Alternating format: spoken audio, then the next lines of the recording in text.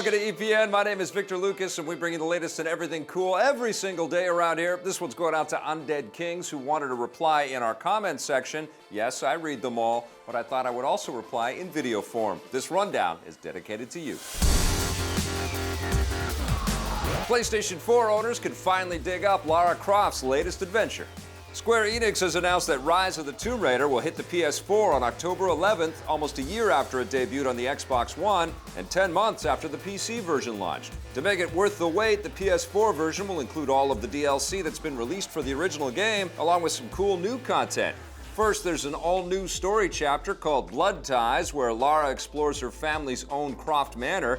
There's also a new mode called Lara's Nightmare, where she must defend the manor from invading zombies. Finally, the existing Endurance mode is being given co-op support, so you can now struggle for survival with your friends. For all of you who've already bought the game on the Xbox or PC, the new content will also be made available for you as DLC. Because the PS4 version of the game is landing October 11th, which happens to be 2 days before the launch of the PlayStation VR headset, Square Enix is also including a little VR support. PS4 owners will be able to play through the Blood Ties DLC in first-person mode, but it looks like this will be the only part of the game that will work in VR. Rise of the Tomb Raider is a great game, and we can't wait to jump back into it on the PS4. You can watch our review of the Xbox One version by clicking the link on your screen or in the description below. And that's not the only big Xbox game that's finally coming to the PS4.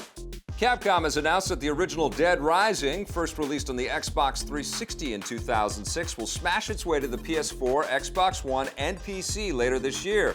This will be the first time that the game has been released on a platform other than the 360, with the exception of a scaled-down Wii version in 2009.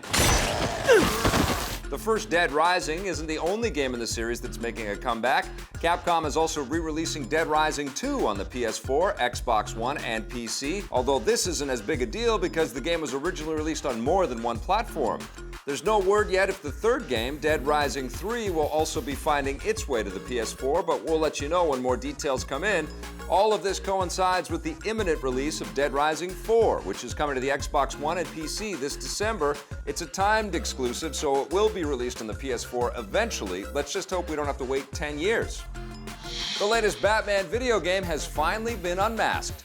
Telltale Games has released the first footage from their upcoming Batman adventure. It looks exactly like what you'd expect from a Telltale Batman game, which is fine by us. Like their previous efforts, the story will be broken up into 5 different episodes, with every decision you make having a lasting impact from one chapter to the next.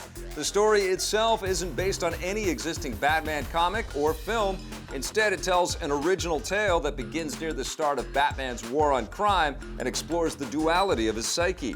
Telltale is introducing a new investigation mechanic so players will get to explore the detective side of Batman. The first episode will be available to download on August 2nd, with all 5 slated to arrive before the end of the year. Time to save the city. The next Star Trek movie is going to be missing an important member of its crew. Yesterday, Paramount officially greenlit a 4th movie in their new Trek series, but many fans, including us, were left wondering what's going to happen with Chekhov. The iconic character was played in the 3 most recent films by Anton Yelchin, who tragically passed away last month. How will the new film deal with the loss? Speaking with the Toronto Sun, producer J.J. Abrams says that they will not recast Chekhov, saying that Yelchin deserves better than to simply be replaced. This seems to be the most respectable choice, but it remains to be seen how they'll account for the character's absence. Abrams says that they've already begun discussing ways to write Chekhov out of the next story, but it's too early to talk about it publicly. Thankfully, Anton Yelchin has plenty of screen time as Chekhov in the latest film, Star Trek Beyond, which lands in theaters this Friday. The artificial gravity generators on the Enterprise are no match for this. The heavily anticipated game Gravity Rush 2 will drop on December 2nd, exclusive to the PS4.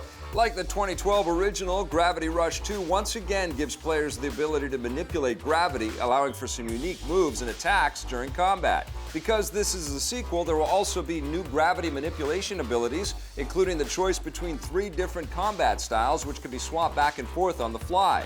As for the story, the developers are creating a new anime series called Gravity Rush Overture, set between the events of the 2 games. That will be released online prior to launch. Loads of new content for Rock Band 4 is hitting the stage this fall.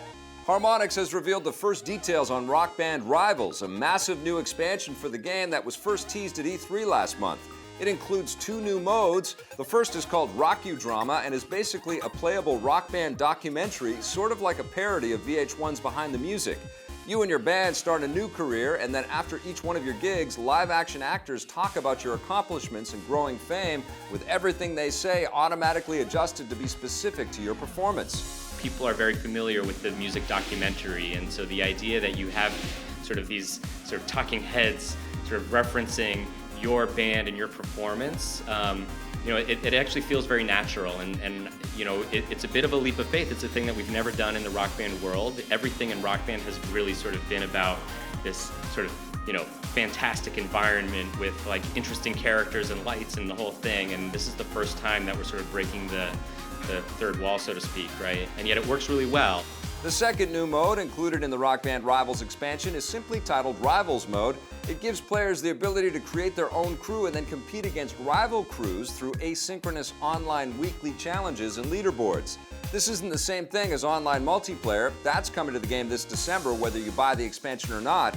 But Harmonix says this is part of the same push to bring the game into the online space. So we have synchronous online multiplayer coming out, which is a mode that we've offered in Rock Band's past. It's a thing that people have asked for and we're psyched to be delivering. But Rivals is really something different. Rivals is an asynchronous, crew-based mode where you join up with your friends, you band together to compete and crush your rivals, and that's sort of the thing that drives kind of this mode, the idea that you can still connect with people even if you're not playing with them at the same time. Harmonix and their hardware partner PDP are also working on new instruments coinciding with the release of the expansion, which are more polished and fancier than some of the existing instruments. It all launches this October. It was like...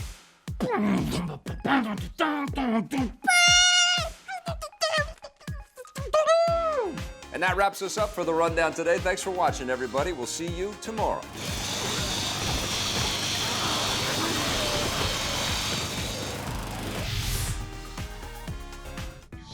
Hey, thanks for checking out that video on our EPN channel. It's just one small part of the things that we make around here. So if you liked it, don't forget to check out some of our other vids and hit that subscribe button.